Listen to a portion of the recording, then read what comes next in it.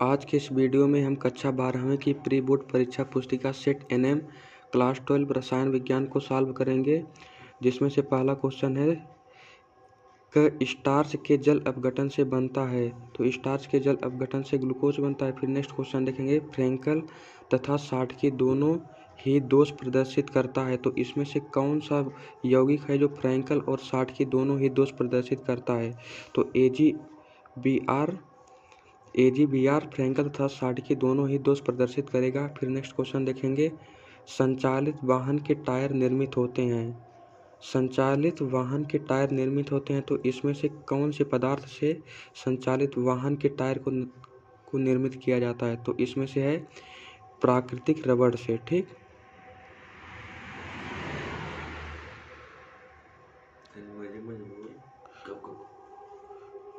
उसके बाद next question देखेंगे, संक्रमण तत्व में 4D श्रेणी का तत्व है। तो इसमें से 4D श्रेणी का तत्व 47 भी होता है। ठीक, अब नेक्स्ट देखेंगे, सबसे अधिक क्षारी एमीन है। सबसे अधिक क्षारी एमीन कौन सा है? C2H5 का होल ट्वाइस NH सबसे अधिक क्षारी एमीन है।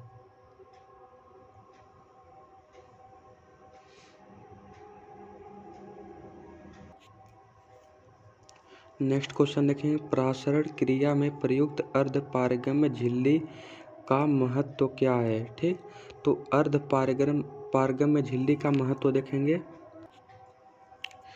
परासरण क्रिया में प्रयुक्त अर्धपारगम्य झिल्ली के द्वारा ही तनु विलयन से सांद्र विलयन की तरफ विलायक का प्रवाह होता है। तो इसमें फिगर में देखेंगे कि जब यहाँ पर सांद्र विलयन इस तरफ लिया गया और इधर तनु विलयन लिया गया है, तो ये अर्धपारगम्य झिल्ली के द्वारा इनको जोड़ा गया है। ठीक, तो इसमें से जब ये, क्योंकि इनका दाब उच्च होता है, अतः इस सांद्र विलयन की तरफ तनु विलयन के विलायक प्रवाहित होंगे। अब नेक्स्ट क्वेश्चन देखेंगे, थायोसल्फ्यूरिक अम्ल तथा डाइथायोगिक अम्ल की संरचना लिखिए। थायोगिक अम्ल का सूत्र H2H2O7 होता है, H2H2O7। तो इसमें पहले दोनों H को इस प्रकार से रख लेंगे, फिर O को डबल बॉन्ड से यहाँ पर जोड़ेंगे, फिर यहाँ पर भी डबल बॉन्ड से जुटेगा, फिर यहाँ से फिर OH जो शेष बचा है, यहाँ पर 2 H हैं, इनको एक H इसके साथ जोड़ देंगे OH के साथ मिलाकर, और इसके साथ एक H जोड़ देंगे। ठीक, और दोनों H को सिंगल बॉन्ड से जोड़ देंगे।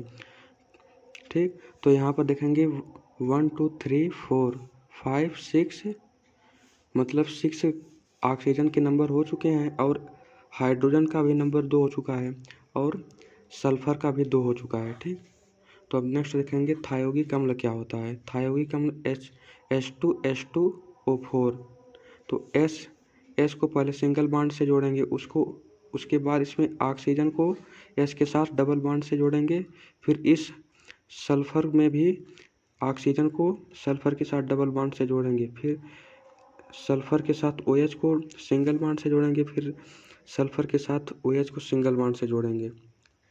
ठीक, तो हम नेक्स्ट क्वेश्चन को देखेंगे। नेक्स्ट क्वेश्चन देखेंगे, एल्यूमीनियम के विद्युतीय शोधन में क्रायोलाइट का उपयोग क्या होता है? तो देखेंगे कि क्रायोलाइट का शोध को एल्यूमीनियम के शोधन में किस प्रकार से उपयोग में लाया जाता है। तो यहाँ पर देखें, क्रायोलाइट का फार्मूला होता है Na3Al F6। यह एल्यूमीनियम के अयस्क बॉक्साइट के गलनांक कम करके आसानी से गलाता है। तो इसमें जो बॉक्साइट जो होता है एल्यूमीनियम का अयस्क है, जो इसमें जब क्रायोलाइट मिलाया जाता है तो इसके गलनांक को कम कर देता है, अतः ये आसानी से गल जाता है। ठीक, और तथा अगर अयस्क में एल्यूमीनियम की मात्रा कम होती है तो उसकी भी पूर्ति करता है। ठीक, तो क्या होता है क्रायोलाइट, एक तो गलनांक को कम करेगा ताकि आसानी से गल जाए, जिसके लिए कम ताप देना पड़ेगा, ताप की वहाँ पर बचत होगी। ठीक, और वहाँ पर जब एल्यूमीनियम की कमी होगी तो एल्यूमीनियम की कमी को भी पूर्ति करेगा। ठीक, अब नेक्स्ट क्वेश्चन को देखेंगे,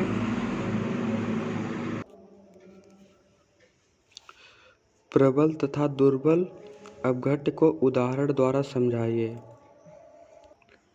देखेंगे प्रबल वैद्युत अपघट्य क्या होता है। जो जल में पूर्णतः वियोजित हो जाता है उसे प्रबल वैद्युत अपघट्य कहते हैं। अर्थात किसी भी पदार्थ को यदि जल में घोलने पर पूरी तरह से घुल जाता है तो वह प्रबल वैद्युत अपघट्य होगा। ठीक, इसके उदाहरण हैं सभी प्रकार के प्रबल अम्ल, जिसमें से HCl HNO3 और H2SO4 हैं, तथा सभी प्रकार के प्रबल क्षार, जिसमें से NaOH तथा KOH है। अब देखेंगे दुर्बल वैद्युत अपघट्य। जो जल में पूर्णतः वियोजित नहीं होता है उसे दुर्बल वैद्युत अपघट्य कहते हैं। यानी कि जो कोई यौगिक होगा जो जल में घोलने पर भी अपने आयनों में पूरी तरह से विभाजित नहीं होता है तो उसे दुर्बल वैद्युत अपघट्य कहते हैं। इसका उदाहरण में होगा दुर्बल अम्ल। सभी प्रकार के जो दुर्बल अम्ल होंगे वे दुर्बल वैद्युत अपघट्य होंगे, जैसे CH3COOH और H2CO3। और सभी प्रकार के दुर्बल क्षार भी इसके उदाहरण होंगे, जैसे NH4OH। ठीक, नेक्स्ट क्वेश्चन अब देखेंगे। नाइट्रोजन के विभिन्न ऑक्साइडों का संक्षिप्त परिचय दीजिए। नाइट्रोजन के विभिन्न ऑक्साइडों में देखिए पहला है N2O, जिसे नाइट्रस ऑक्साइड कहते हैं, और दूसरा है NO नाइट्रिक ऑक्साइड, तीसरा है NO2 नाइट्रोजन डाइऑक्साइड, और तीसरा होगा N2O3 नाइट्रोजन ट्राई ऑक्साइड, चौथा है N2O5 नाइट्रोजन पेंटा ऑक्साइड। नेक्स्ट क्वेश्चन देखेंगे, कोलराउस नियम क्या है, इसके नियम का एक अनुप्रयोग उदाहरण सहित दीजिए। तो यहाँ पर देखेंगे कोलराउस का नियम क्या कहता है। अनंत तनुता पर विद्युत अपघट्य की मोलर चालकता उसमें उपस्थित धनायन तथा ऋणायन के मोलर चालकताओं के योग के बराबर होता है। ठीक, तो ये किस प्रकार से होगा, lambda infinite equal to lambda plus infinite plus का लैम्डा माइनस इनफाइनाइट। ठीक ना, तो इसका अनुपात 1:1 के अनुपात में होगा, जैसे यहाँ पर है NaOH। अब यहाँ पर नेक्स्ट देखेंगे NH4 का होल ट्वाइस SO4। इसके लिए देखेंगे कोलराउस का नियम क्या कहता है, lambda infinite equal to 1/n, lambda infinite positive का प्लस 1/n पे माइनस लैम्डा इनफाइनाइट माइनस का। ठीक, अब देखेंगे कोलराउस के नियम का उपयोग क्या है। यह दुर्बल वैद्युत अपघट्य की अनंत तनुता को तुल्यांकित चालकता बताता है। ठीक ना, तो क्या कह रहा है, यह दुर्बल वैद्युत अपघट्य की अनंत तनुता पर तुल्यांकित चालकता को बताता है। ठीक, तो यहाँ पर दिया गया है लैम्डा इनफाइनाइट CH3COOH के लिए और इसकी चालकता बताई गई है। ठीक, और यहाँ पर दूसरा है लैम्डा HCl की चालकता और लैम्डा इनफाइनाइट NaCl की चालकता। ठीक, तो अब यहाँ पर देखेंगे लैम्डा CH3COOH का चालकता निकालना है। कैसे निकलेगा इसकी चालकता, तो लैम्डा इनफाइनाइट CH3COOH का तुल्यांकित चालकता बराबर लैम्डा इनफाइनाइट CH3COONA की मोलर चालकता प्लस लैम्डा इनफाइनाइट HCl की मोलर चालकता माइनस का NaCl लैम्डा इनफाइनाइट NaCl की मोलर चालकता। ठीक, तो अब नेक्स्ट क्वेश्चन को देखेंगे। यहाँ पर देखेंगे मोल प्रभाव से आप क्या समझते हैं। ठीक, तो देखेंगे मूल प्रभाज क्या होता है। पहले देखेंगे विलयन के लिए मूल प्रभाज XA, विलेय के लिए मूल प्रभाज XA विलेय के मोलों की संख्या तथा विलयन के मोलों की संख्या के अनुपात को विलेय का मूल प्रभाज कहते हैं। ठीक, विलेय के मोलों की संख्या तथा विलयन के मोलों की संख्या के अनुपात को विलेय की मूल प्रभाज कहते हैं। ठीक, तो यहाँ पर क्या हो जाएगा, विलेय के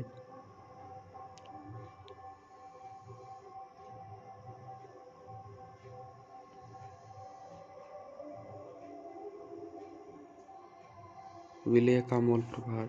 ठीक, तो विलेय का मोल प्रभाज क्या हो जाएगा, XA/XA प्लस XB। अब XB क्या होता है इसको आगे देखेंगे। विलायक का मोल प्रभाज, विलायक का मोल प्रभाज यहाँ पर हो जाएगा XB। इसको XB से प्रदर्शित करेंगे तो क्या होगा, विलायक के मोलों की संख्या तथा विलयन के मोलों की संख्या के अनुपात को विलायक का मोल प्रभाज कहते हैं। तो इसका क्या हो जाएगा, XB/XA प्लस XB।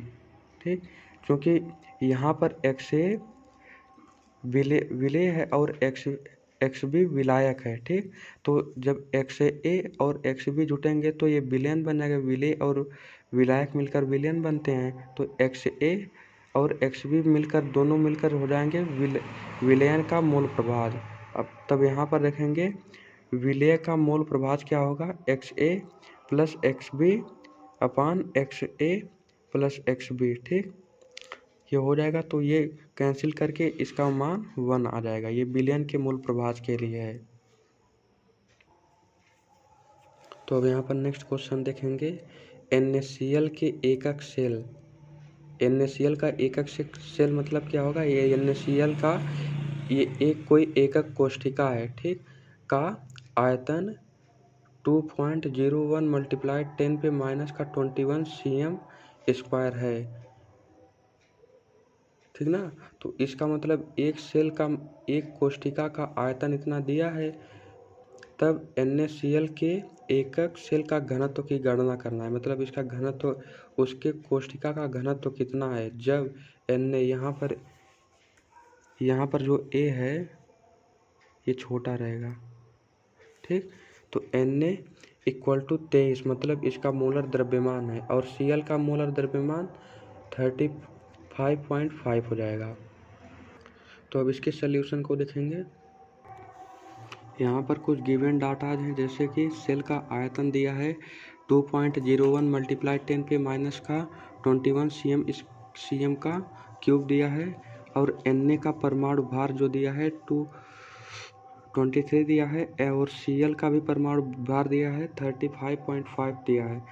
तो एकक सेल का घनत्व ज्ञात करना है। मतलब जो सेल के, मतलब ये जो NaCl का जो एकक कोष्ठिका है उसी का घनत्व निकालना है। तो यहाँ पर देखेंगे, ये इस फार्मूले से देखेंगे घनत्व ρ = Z × m/AQ × Na होगा। तो यहाँ पर देखेंगे इन सब का मान क्या होता है, जब जो Z होता है ये परमाणु के प्रति इकाई की, मतलब परमाणु के प्रति इकाई में उपस्थित कणों की संख्या होती है। ठीक, और m जो होता है ये मोलर द्रव्यमान होता है, और A क्या होता है, ये कोर की लंबाई होती है। जो कोष्ठिका का जो कोर होता है उसकी लंबाई होती है, और Na क्या होता है, अवोगाद्रो संख्या। ठीक, तो अब यहाँ पर नेक्स्ट देखेंगे क्या कर रहा है, NaCl जो है, NaCl की कोष्ठिका की संरचना किस प्रकार की होती है, FCC प्रकार की होती है।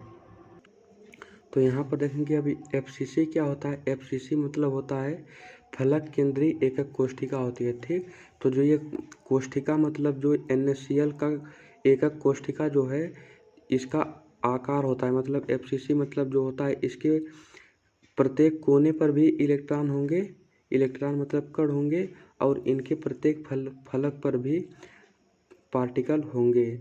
तो इस प्रकार देखेंगे कुल पार्टिकल की संख्या कितनी होगी। तो यहाँ पर Z = ये जो कोने पर उनके होंगे उसके लिए जो कण की संख्या है, तो 8 कोने चूँकि होंगे। ठीक, और प्रत्येक कोने पर 1/8 पार्टिकल होंगे। ठीक ना, और जो इसके फलक हैं इन पर भी होंगे, मतलब 6 फलक होंगे, तो सब पर हाफ पार्टिकल होंगे। ठीक ना, तो ये इनको कैंसिल करके 1 बच जाएगा, और ये 3, तो यानी कि Z का कुल मान आ जाएगा 4। ठीक, तो यानी कि FCC पर कुल 4 कण होंगे। तो कितने होंगे, FCC पर कुल 4 कण होंगे, 1 + 3 = 4, जो कि NaCl के लिए है। ठीक है, अब यहाँ पर देखेंगे एकक सेल का आयतन। एकक सेल मतलब एकक कोष्ठिका का आयतन जो होता है वो A³ होता है, क्योंकि ये फलक एक है। ठीक। जब एक फलक का क्यूब होता है ना, आयतन, किसी मतलब फलक की एक भुजा जब दी रहती है तो उसको आयतन को निकालने के लिए उसका क्यूब करते हैं। तो इसका क्यूब जो दिया गया है 2.01 मल्टीप्लाई 10⁻⁻21 cm क्यूब, ठीक, जो कि ये दिया गया है।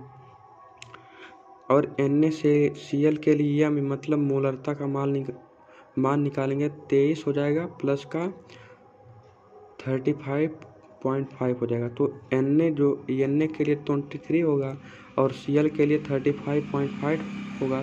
तो इसका जो टोटल आएगा मोलरता का मान वो 58.5 हो जाएगा, ठीक। तो अब इन सभी वैल्यूज को इस फार्मूले में पुट करेंगे तो क्या आएगा, rho equal to 4 multiply 58 into 58.5 आएगा, ठीक। तो अब इसके अपान में ये रख देंगे, ठीक। तब इसको जब सॉल्व करेंगे, चूँकि ये मल्टीप्लाई में है,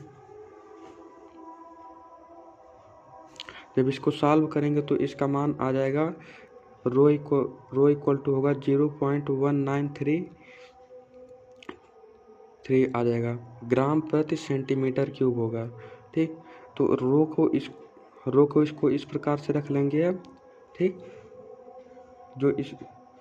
जो रो को इस प्रकार रखेंगे तो 19.33 मल्टीप्लाई 10⁻⁻2 ग्राम पर सेंटीमीटर क्यूब हो जाएगा, ठीक। अब नेक्स्ट क्वेश्चन को देखेंगे। अब यहाँ पर इन सब का IUPAC नाम फाइंड आउट करना है। तो इसके बाद नेक्स्ट क्वेश्चन को देखेंगे। डी ब्लॉक के तत्व अनुचुंबकीय लक्षण तथा परिवर्तित संयोजकता प्रदर्शित करते हैं, क्यों प्रदर्शित करते हैं उसी को स्पष्ट करेंगे। अनुचुंबकीय मतलब चुंबकीय गुण इसमें क्यों विद्यमान होता है और ये इनकी संयोजकता बदलती रहती हैं, तो इसको स्पष्ट करना है कि मतलब ये चेंजेस क्यों इसमें होते रहते हैं, ठीक। तो देखेंगे पहले डी ब्लॉक में चुंबकीय गुण क्यों होता है। तो डी ब्लॉक के तत्व में अयुग्मित इलेक्ट्रॉन की उपस्थिति के कारण ये अनुचुंबकीय तत्व का गुण प्रदर्शित करते हैं, ठीक ना। क्योंकि इसमें अयुग्मित इलेक्ट्रॉन जब होंगे तो ये अनुचुंबकीय गुण को प्रदर्शित करेगा। अगर इसमें नहीं होंगे तो ये पराचुंबकीय गुण प्रदर्शित करेगा। जैसे ये जिंक है तो जिंक में इसके सारे कोष भर जाएंगे, जो कि इसमें अयुग्मित इलेक्ट्रॉन नहीं बचेंगे। तो ये जो है ये पराचुंबकीय गुण को प्रदर्शित करेगा, ठीक। अब यहाँ पर देखेंगे चूंकि पूरा भरा है, इसके मतलब जो ऑर्बिटल है वो पूरे भरे हैं, अतः ये संक्रमण तत्व नहीं है, ठीक। ये संक्रमण तत्व इसको नहीं माना जाता, क्योंकि डी ब्लॉक के सभी तत्वों को संक्रमण तत्व माना जाता है और इसके पूरे मतलब अयुग्मन इलेक्ट्रॉन न होने के कारण इसको संक्रमण तत्व नहीं माना जाता है, अतः यह प्रतिचुंबकीय पदार्थ है, ठीक।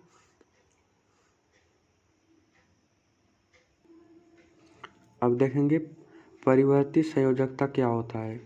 क्योंकि डी ब्लॉक के तत्व NS.N-1D के ऊर्जा स्तर में बहुत कम अंतर होता है, क्योंकि इनके ऊर्जा के बीच काफ़ी कम अंतर होता है, ठीक। अतः इनके सभी परमाणु बंध बनाने में भाग लेते हैं, ठीक ना। यानी कि इसके भी परमाणु बंध बनाने में भाग ले सकते हैं और इसके भी बंध बनाने में भाग ले लेंगे, ठीक। अतः जब कोई भी परमाणु बंध बनाने में भाग लेगा तो इनकी संयोजकता हमेशा परिवर्तित होती रहेगी, ठीक ना। तो यहाँ पर आगे क्या लिखा गया, अतः इसके सभी परमाणु बंध बनाने में भाग लेते हैं, अतः इसकी संयोजकता परिवर्तनशील रहती है। तो हम नेक्स्ट क्वेश्चन को देखेंगे। तो यहाँ पर क्या है, वर्नर की अभिधारणाओं के आधार पर उपसंयोजक यौगिक के आबंध को समझाइए, ठीक। तो वर्नर एक प्रकार के एक वैज्ञानिक थे जिनके आधार पर उपसंयोजक के यौगिक के आबंध के विषय में स्पष्ट करना है, ठीक। तो यहाँ पर देखेंगे वर्नर क्या कहते हैं। वर्नर के अनुसार उपसंयोजी यौगिक में दो प्रकार के संयोजकता होती है, ठीक। इसमें इसके जो कण पार्टिकल जो होते हैं ये दो प्रकार के संयोजक बंध से जुड़े होते हैं, जिसमें से पहला है प्राथमिक संयोजकता। ठीक, जो प्राथमिक संयोजकता से भी कुछ कण जुड़े होंगे, और दूसरा है द्वितीयक संयोजकता, कुछ कण द्वितीयक संयोजकता से जुड़े होंगे। अब देखेंगे प्राथमिक संयोजकता क्या होता है। तो प्राथमिक संयोजकता में ऑक्सीकरण अवस्था होती है, ऑक्सीकरण के कारण ये कण जुड़ते हैं। अब द्वितीयक संयोजकता में समन्वयन संख्या होती है, ठीक ना। तो अब देखेंगे ऑक्सीकरण अवस्था में क्या होता है, यहाँ पर कोई धातु है तो इसको संतुष्ट करने के लिए यहाँ पर नेगेटिव के तीन ऋणात्मक धातु को जोड़कर इसको संतुष्ट कर रहा है, ठीक ना। इसमें ऋणात्मक जो धातु है ये जोड़कर इसको संतुष्ट कर रहा है, जबकि यहाँ पर देखिए क्या हो रहा है, यहाँ पर जब कोई इस तरह के m+3 के कण जब होंगे तो समन्वय संख्या के अंतर्गत इसमें लिगेंड जोड़ेंगे, ठीक ना। यहाँ पर तो आयन जुड़े हैं ना, तो यहाँ पर लिगेंड जोड़े जाएंगे तो उसे समन्वय संख्या कहते हैं। जैसे लिगेंड में NH3H2O जैसे यौगिक आते रहते हैं, ठीक ना। तो इसमें से लिगेंड जोड़ेंगे समन्वय संख्या के लिए, ठीक। तो नेक्स्ट क्वेश्चन को अब देखेंगे। तो नेक्स्ट क्वेश्चन क्या कह रहा है, निम्नलिखित में अंतर स्पष्ट कीजिए। क्या है इसमें से, अ वाला है ग्लूकोज तथा सुक्रोज में और स्टार्च तथा सुक्रोज में। तो देखेंगे इसमें क्या अंतर होता है। तो पहले देखेंगे ग्लूकोज व सुक्रोज में क्या अंतर होता है।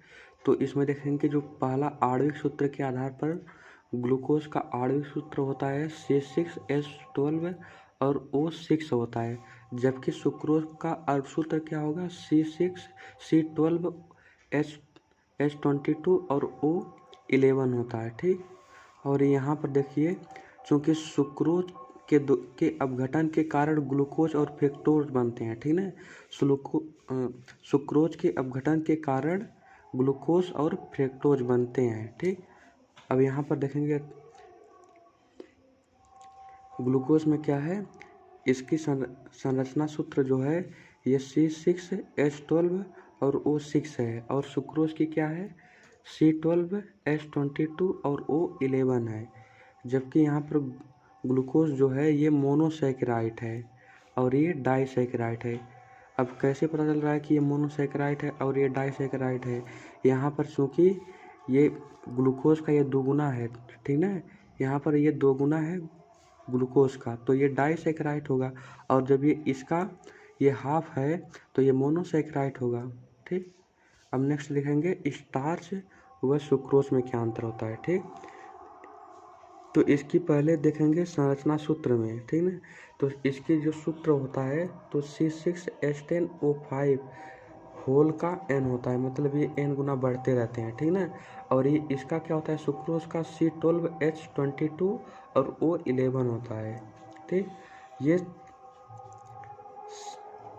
शर्करा मुक्त होता है, मतलब ये शर्करा विहीन होता है, ठीक ना। ये अशर्करा होता है, जबकि ये शर्करा मुक्त होता है। ये शर्करा युक्त होगा, ये शर्करा मुक्त होगा और ये शर्करा युक्त होगा। सुक्रोज जो होगा शर्करा होता है और स्टार्च शर्करा से मुक्त होता है, ठीक।